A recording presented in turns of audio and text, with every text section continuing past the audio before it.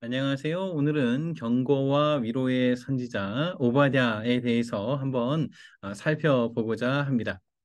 오바댜라고 하는 이 단어의 뜻은요, 섬기다라고 하는 동사 아바드라고 하는 단어와 여호와의 합성어라고 할 수 있겠습니다. 하나님의 종 또는 하나님을 섬기는 사람, 하나님의 예배자라고 하는 의미로 번역이 될 수 있습니다. 구약 성경에는 모두 12명의 비슷한 이름이 나오고 있습니다. 앞에 보시는 지도를 보시면요. 이제 에돔 지역을 알 수 있습니다. 에돔은 사해 바다를 중심으로 이제 남서쪽에 위치해 있었고요. 북쪽으로는 모압을 맞대고 있었습니다. 그리고 남쪽으로는 이제 에시온 게벨까지 그렇게 위치가 되어 있고요.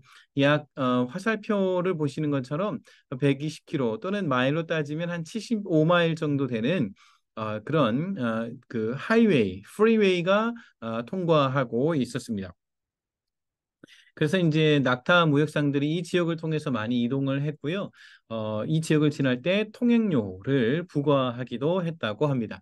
성경 안에서 저희들이 한번 살펴보기 전에 앞에 보시는 지도를 보면요. 전 세계에 이제 낙타 무역상들이 지나다니는 이런 그 도시 지도가 표기되어 있습니다. 여기서도 마찬 것처럼 이제 이름이 킹스 하이웨이라 그러니까 이제 왕들이 이렇게 전쟁을 수행할 때 이럴 때 지나다니던 도로를 말하고 있는 것이죠. 말을 타고 이동했던 그런 도로 말입니다. 그리고 이제 역사적으로 성경 안에 있는 내용들 한번 살펴보면요. 이스라엘의 조상은 야곱이고 에돔의 조상은 에서였습니다. 그래서 이제 이삭의 두 아들로부터 계속해서 이제 역사가 이어져 내려오는데요. 이제 두, 두 조상이 태어날 때, 이삭으로부터 태어날 때, 에서의 민족이 이스라엘 민족을 섬기리라라고 하는 그런 예언이 있었죠.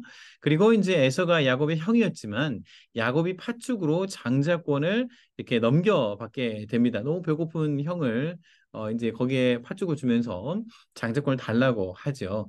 실제로 이제 야곱 같은 경우는 그래서 이삭으로부터 축복을 가로채기도 했습니다. 그리고 이제 두 족장의 부족이 그 지도자가 되었을 때는 에서는 사해 남부 지역으로 이동을 이제 해서 그 지역에서 본격적으로 정착해서 살게 됩니다. 시기는 이제 한 9세기 정도 지나면서요. 어, 그 전에 이제 이스라엘 백성들이 1445년에 이제 가나안 땅에 입성하고자 이렇게 그 지나가지 않습니까? 특별히 이제 요 앞을 지나거든요. 도로를 따라서 쭉 이렇게 올라가게 되는데 이때 그 앞을 지나가게 해달라고 요청을 했습니다. 그런데 그 허락하지 않았던 기록이 남아 있죠. 그 이후에 이제 한 9세기 경에 보면 다윗과 솔로몬 시대에는 이제 다윗이 아예 이 지역을 정복해서 봉신 국가로 다스렸다라고 하는 기록이 남아 있고요. 8세기 시기를 보면 분열왕국 시대에는 이제 나라가 그 에돔과 남유다 또는 북이스라엘이 이렇게 서로 적대 관계 가운데 있어서 전쟁을 했다라고 하는 기록이 남아 있습니다. 그리고 이제 아모스서에도 보면 이제 형제를 공격했던 그런 에돔에 대한 하나님의 심판이 기록되어 있는 것을 알 수 있죠. 물론 한 장밖에 되지 않지만 그래도 구조를 가지고 있습니다. 1절에서 선, 2절부터 9절까지는 에돔의 운명과 심판, 10절부터 14절까지는 에돔을 심판하시는 그런 근거, 15절부터 22절 1절까지는 여호와의 날 또는 만국에 대한 심판과 회복에 대한 내용들이 나오고 있습니다. 자, 이제 이 내용은요, 이렇게 이 말씀이 기록된 시기를 특정할 수 있는 어떤 단서가 제공되고 있습니다. 오바댜서 1장 1절부터 4절, 5절, 8절의 내용이 예레미야 49장에 있는 내용들과 비슷한 표현들이 같이 이렇게 나오는 겁니다. 그래서 저희도 이것을 통해서 예레미야가 활동을 했던 BC 586년 또는 7년 뭐 이 시기로 특정하기도 합니다. 많은 학자들이 그렇게 언급을 합니다. 오버의 말씀을 통해서 저희들이 알 수 있는 세 가지 포인트. 첫 번째, 하나님은 교만한 자를 징계하신다. 둘째, 하나님은 악을 행한 자들에게 책임을 물으신다. 셋째, 하나님은 만국을 심판하시며 하나님 나라를 회복시키시는 분이시다. 징계와 책임과 회복. 이 단어를 기억하시면서 본문으로 들어가 보겠습니다. 첫 번째 하나님은 교만한 자들을 징계하신다라고 하는 메시지가 나옵니다. 3절 말씀 보겠습니다. 너희 마음에 교만이 너를 속였도다. 바위 틈에 거주하며 높은 곳에 사는 자야 내가 마음에 이르기를 누가 능히 나를 땅에 끌어내리겠느냐 하니 내가 독수리처럼 높이 오르며 별 사이에 깃들일지라도 내가 거기에서 너를 끌어내리리라. 여호와의 말씀이니라. 자, 이 말씀에 보면 굉장히 교만했던 것을 알 수 있죠. 실제로 에돔 지역은 산지와 바위 지역으로 이루어져 있었습니다. 그 전쟁이 굉장히 많았던 고대 지역에 이 지역에 사는 사람들은 자신을 방어하기에 굉장히 유리한 그런 산지로 둘러싸여 있다고 볼 수 있겠습니다. 그래서 이 지역에 성을 만들면 외부에서는 쳐들어가기가 쉽지 않은 것이죠.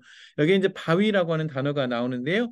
히브리어로는 셀라라고 하는 단어입니다. 실제로 에돔 이제 왕국의 수도는 셀라였습니다.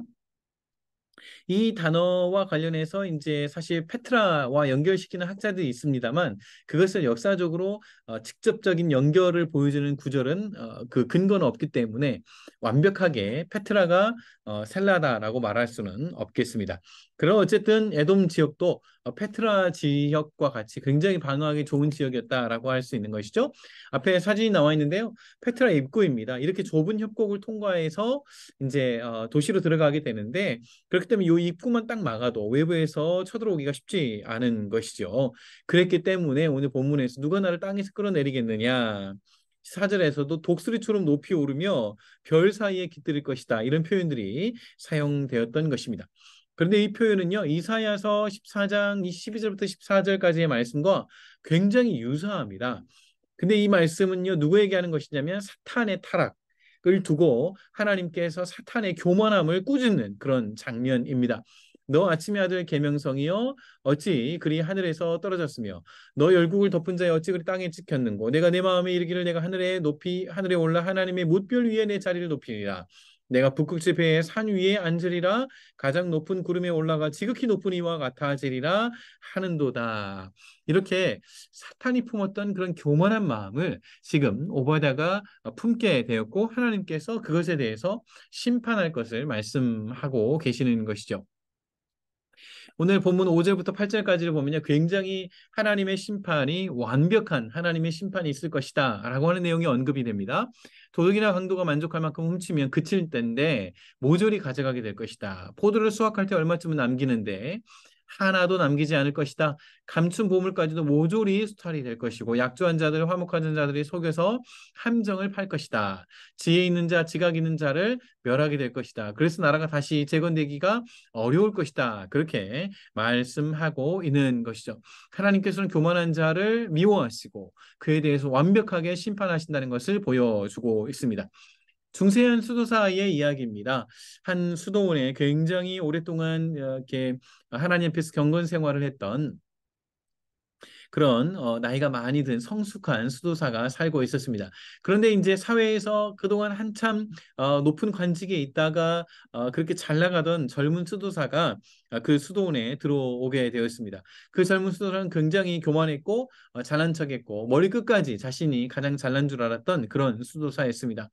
이 수도사에게 겸손을 가르치고자 나이가 많은 성숙한 수도사가 화단으로 데리고 갑니다. 아주 단단해져 있는 흙을 바라보면서 여기 물을 좀 부어주겠나라고 부탁을 했습니다. 물은 붓자마자 경사가 나 있는 방향으로 흘러가고 말았지요. 그런데 그 이후에 수도사가 농기구를 달라고 하더니 망치, 뭐 호미 같은 거, 뭐 갈고리 같은 것으로 흙을 잘게 부수었습니다. 그리고 그 부서진 흙을 가운데로 이렇게 볼록하게 모은 다음에 한 번 더 물을 부어주게나라고 부탁을 했습니다. 물을 부었습니다. 그랬더니 이렇게 이야기를 했다고 합니다. 이제야 물이 잘 스며드는구만.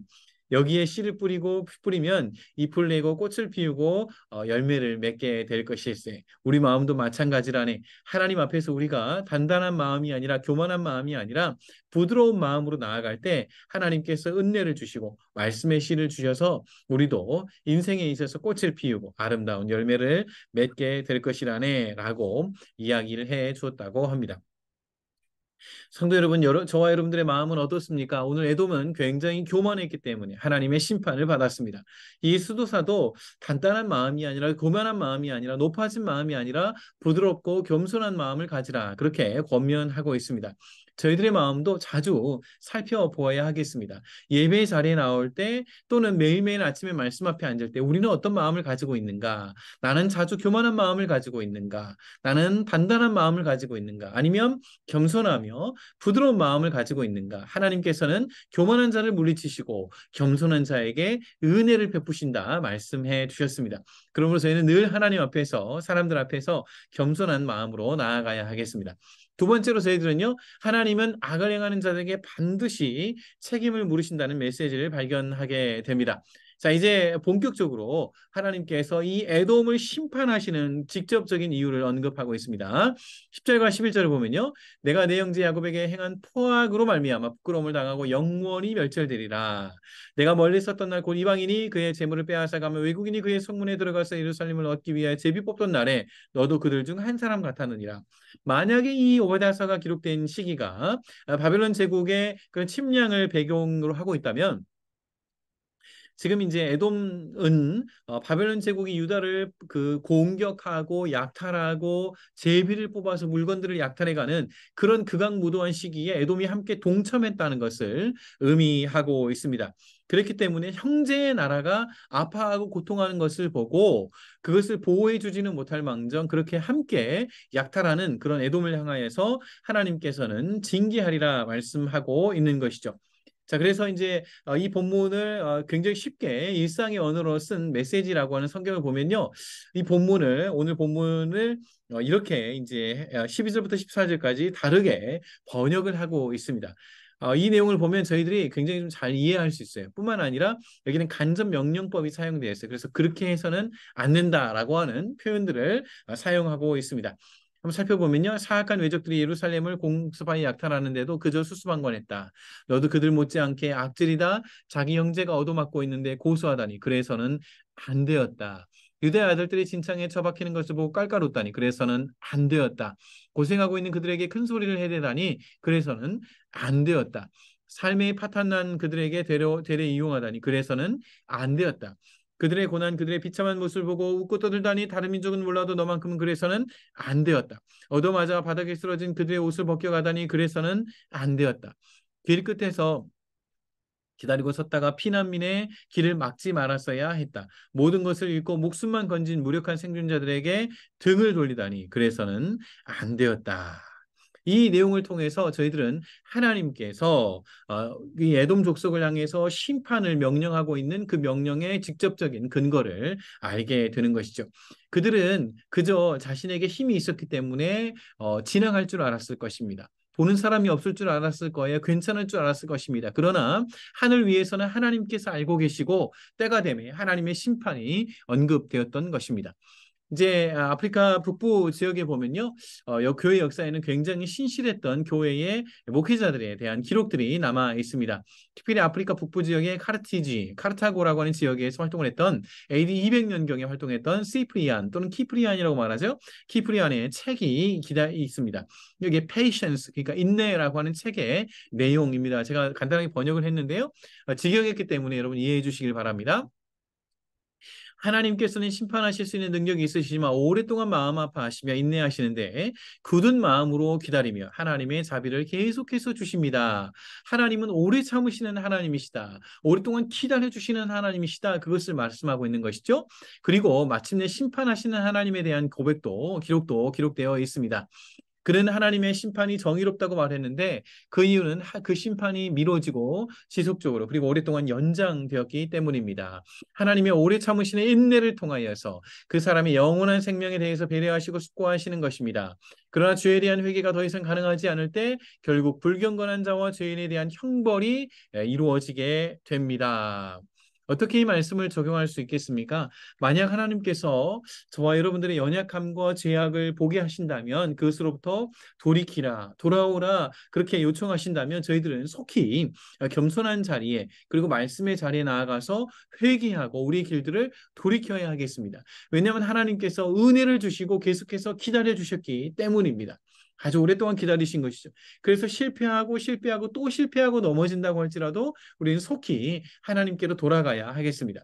그런가 하면 우리가 악한 일을 당하고 억울한 일을 당할 때가 있지요. 오늘 이 본문 말씀을 통해서 에돔에 대한 그런 하나님의 심판이 분명히 예언되고 있습니다. 그것을 통해서 우리는 하나님은 다 알고 계시고 하나님은 보고 계신다. 그러므로 우리가 심판자의 자리에 올라가지 아니하도록, 우리가 판단하고 우리가 징계하고 우리가 심판하지 않도록 성경은 말씀하고 있습니다.